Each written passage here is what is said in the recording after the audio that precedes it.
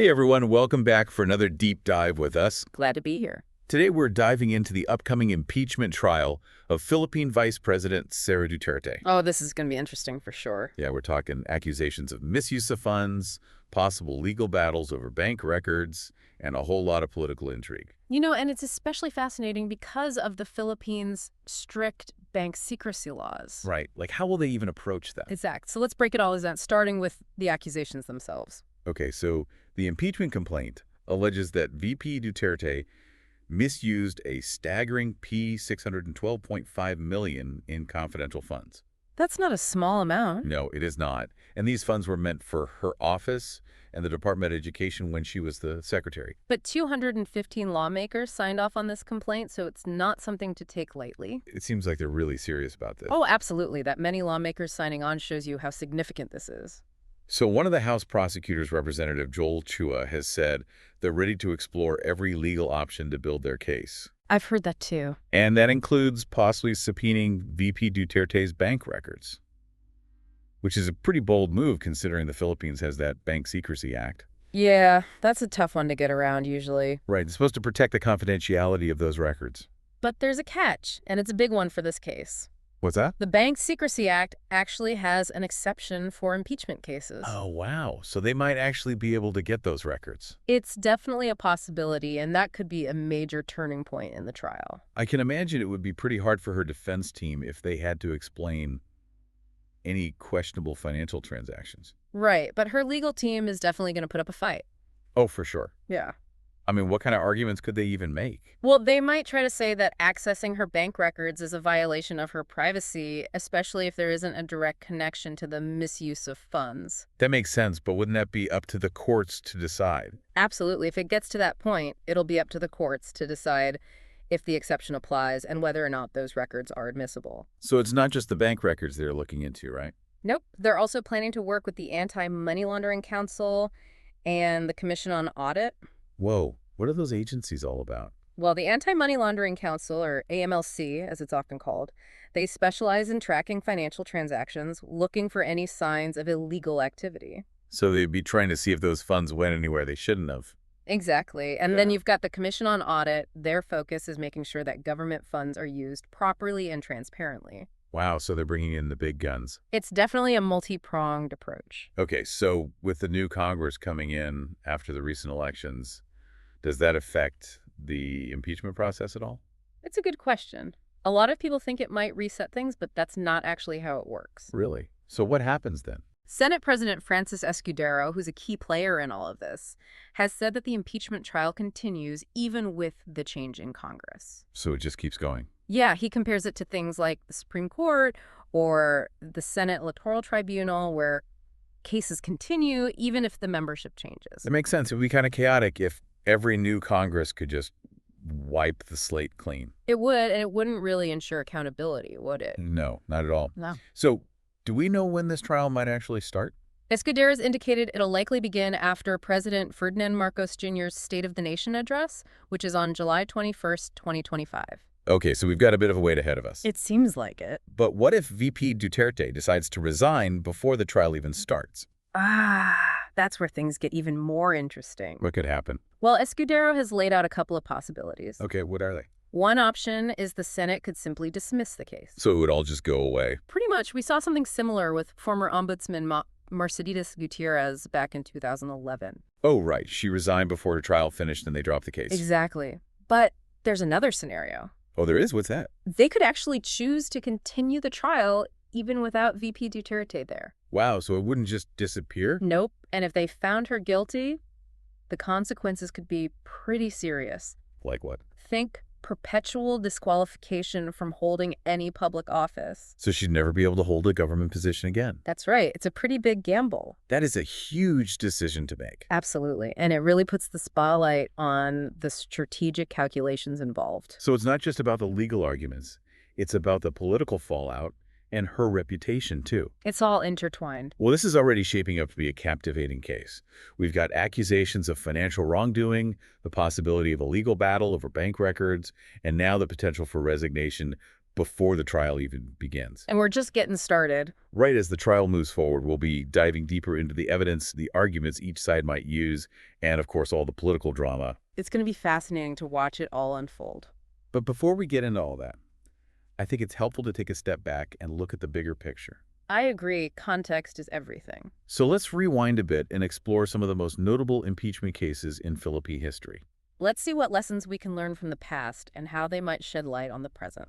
Our first stop takes us back to 2011 and the impeachment trial of Renato Corona, who was the Chief Justice of the Supreme Court at the time. Yes, that was a major turning point. It really was. It was like a political earthquake, accusations of corruption, a battle between the judiciary and the executive branch. Definitely a landmark event, and I think there are some interesting parallels to draw with VP Duterte's case. Yeah, especially when you think about the focus on accountability, transparency, and that delicate balance of power between different branches of government. Right, so let's dig into the details of that case and see what insights we can gain. And remember, this deep dive is all for you. We're here to break down this historic moment and make it as engaging and insightful as possible. Yeah, the Corona impeachment trial was a big deal. It really showed that even the highest-ranking judge could be held accountable. So what were the accusations against him that led to the impeachment? Well, it all came down to corruption allegations, basically. Right. Like betraying public trust, violating the Constitution, and engaging in graft and corruption. Sounds familiar. Right. The claims were that he had all this unexplained wealth and hadn't properly disclosed his assets like public officials are supposed to.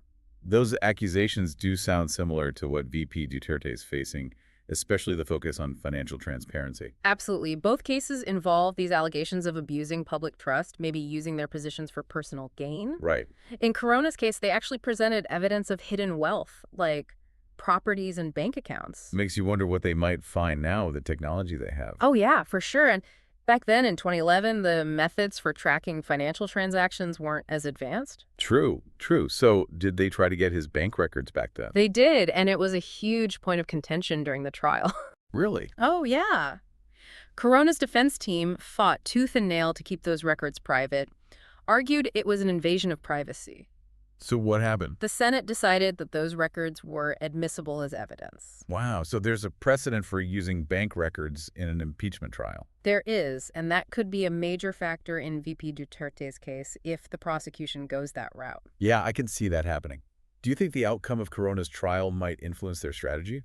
It's definitely possible. Legal teams often look at past cases to figure out what worked and what didn't. It's like they're trying to learn from history's legal playbook. Exactly, trying to find those winning arguments and strategies. So it's not just about the legal stuff, right? What about public perception? That's huge, Strupp. Public perception can make or break a case, and the media plays a big role in shaping that. Oh yeah, for sure. The Corona trial was all over the news, and public opinion definitely played a part in the outcome. Right, and I can only imagine how much attention VP Duterte's case is going to get. It's already generating a ton of buzz. It's got all the ingredients for a captivating story. High-ranking officials, corruption accusations, legal battles, political drama. It's going to be hard to ignore. Speaking of public perception, how did Filipinos react to the Corona trial back then? Oh, it was definitely a divisive issue. Some people thought he was guilty, others saw it as a political attack. Makes sense. It caused protests, debates, a lot of soul-searching about the state of democracy in the Philippines. I can see that happening with VP Duterte's case, too.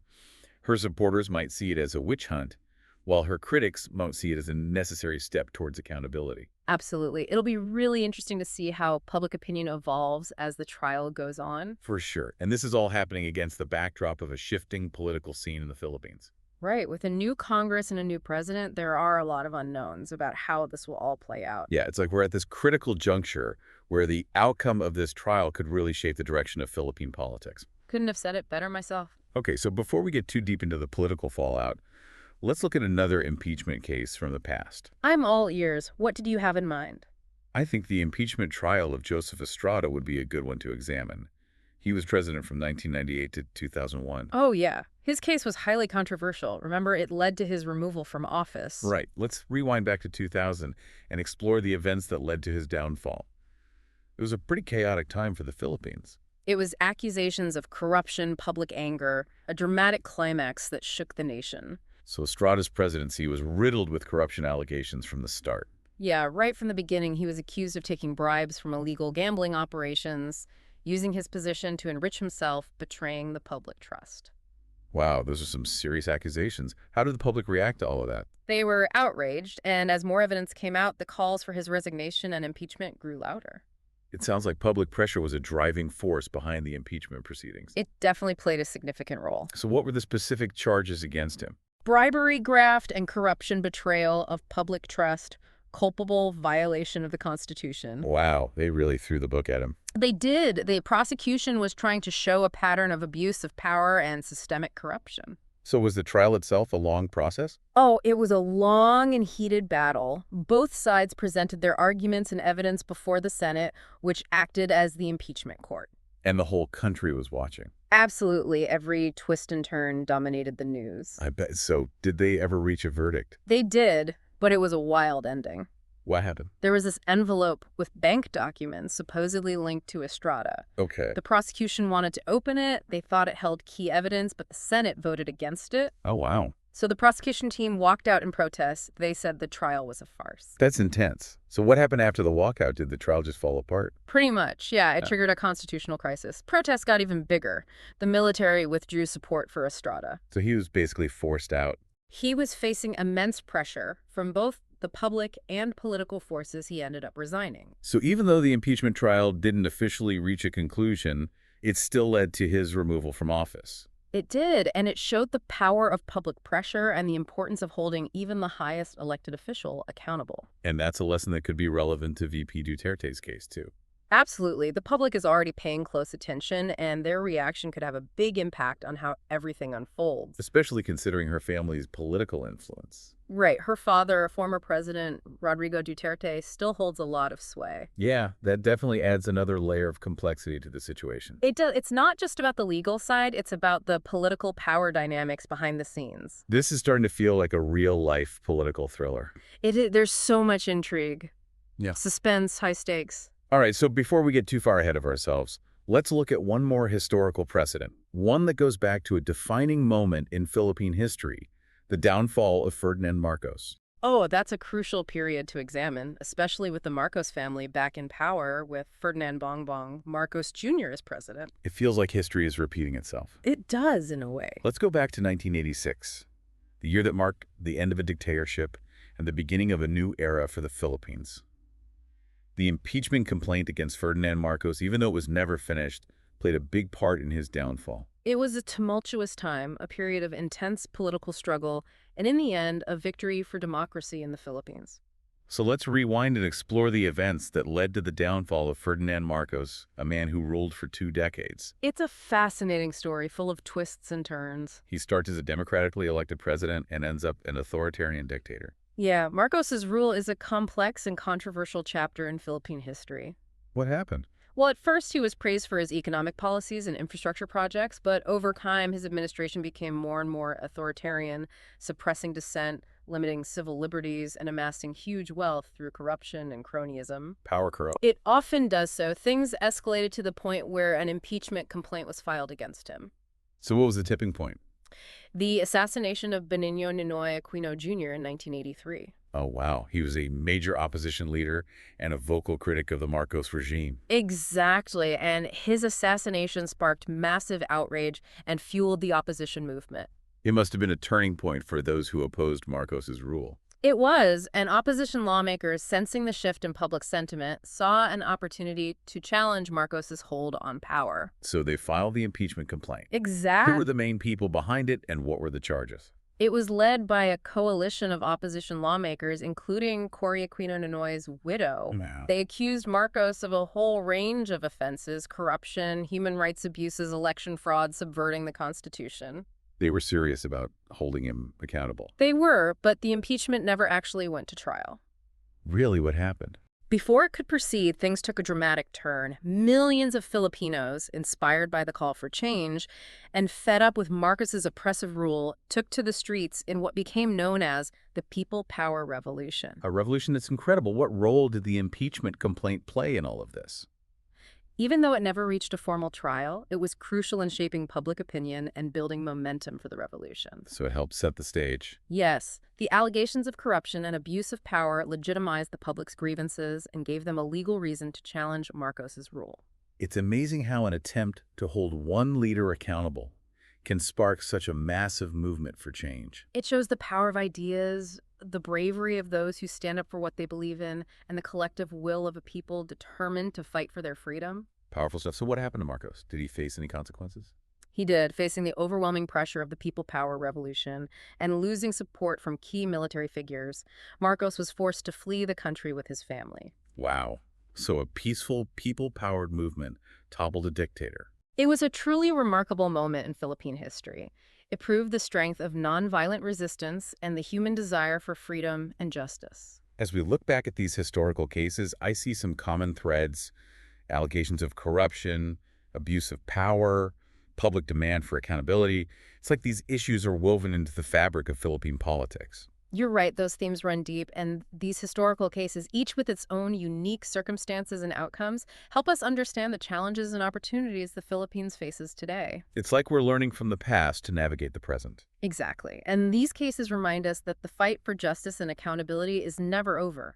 It requires constant vigilance, courage, and a commitment to democratic principles. And VP Duterte's impeachment trial is happening against this backdrop of history. It is the accusations, the legal battles, the political maneuvering, the public's watchful eye. It's all part of a larger story that's been unfolding in the Philippines for decades. It's like this trial is a chapter in a long and complex saga. A saga about the ongoing struggle for democracy, accountability, and justice. So now let's shift gears and dive into the heart of VP Duterte's impeachment trial. We've explored the historical context. Now it's time to examine the evidence, the legal arguments, the strategies both sides might use. Let's get into the nitty-gritty the legal drama is about to unfold. Okay, so first let's unpack the specific accusations against VP Duterte. It all comes down to the alleged misuse of that huge sum of money.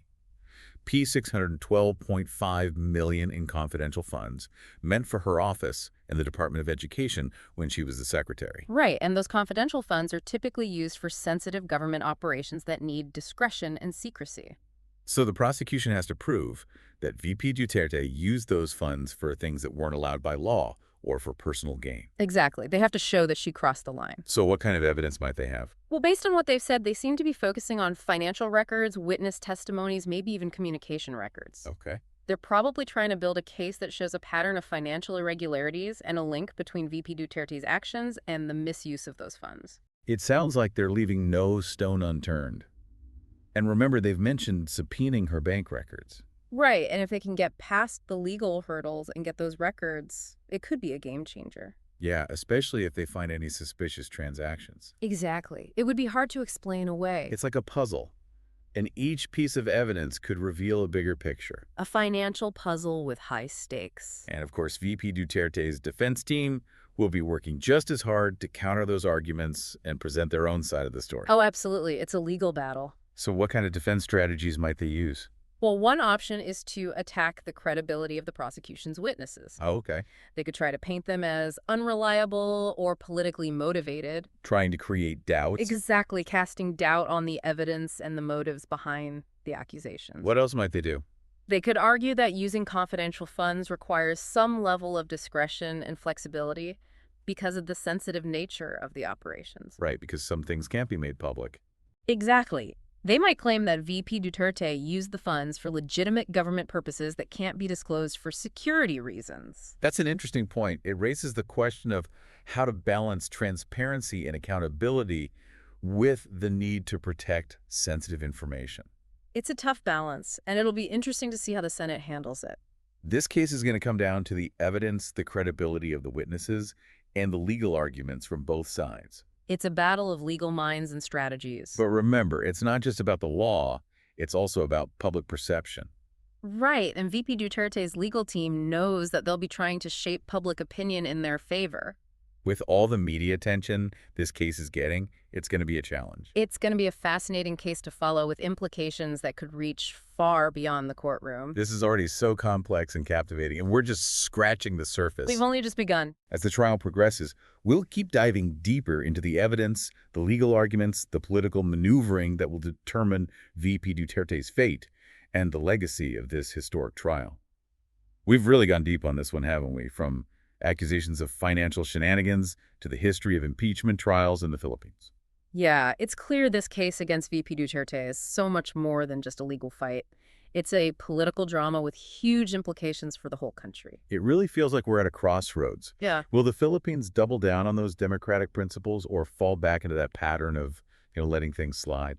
And the outcome of this trial could send a powerful message either way, like a guilty verdict that would show that nobody's above the law, not even someone from a powerful dynasty like hers. It would be a huge win for accountability. Right, a strong deterrent against corruption. But what if she's acquitted? Does that mean things just go back to normal? That's what I'm wondering. Well, not necessarily. Even if she's acquitted, this trial has gotten people talking about transparency, accountability, the need for checks and balances on those in power. So it's raised awareness. It has, and that could lead to demands for reforms, more scrutiny of the government, a more engaged citizenry. So maybe this trial could be a force for good, even if the outcome isn't what some are hoping for. It's like shining a light on a problem once it's out in the open. It's hard to ignore. And that light's been shown on the legal system too, right? Absolutely. This case has revealed both the strengths and weaknesses of how impeachment works in the Philippines. So could this lead to actual reforms within the system itself? It's possible if there's enough public pressure, lawmakers might feel the need to revisit those laws and make changes to boost accountability and transparency. That would be great. But what about the negative side? This trial's been pretty divisive, hasn't it? It has. It's exposed some deep divisions in Filipino society, and the verdict, whatever it is, could make those divisions even worse. It's worrisome. It is. Filipinos need to have those tough conversations, find common ground, even when they disagree. The country's future depends on it. A message of hope and unity. We could all use a reminder that no matter what happens with this trial, the real work of building a better Philippines starts with each of us. Well said. This trial is just one chapter in a much bigger story, a story about the fight for democracy, accountability, and justice in the Philippines. A story that will continue long after the verdict. Absolutely. And we'll be here to help you understand it all. We'll keep diving deep into the issues that matter, giving you the insights and analysis you need to make sense of it all. Thanks for joining us on this deep dive into the impeachment trial of VP Sara Duterte. We hope you found it informative and thought-provoking. Remember, this is just the beginning. Keep exploring, keep questioning, and keep diving deep with us.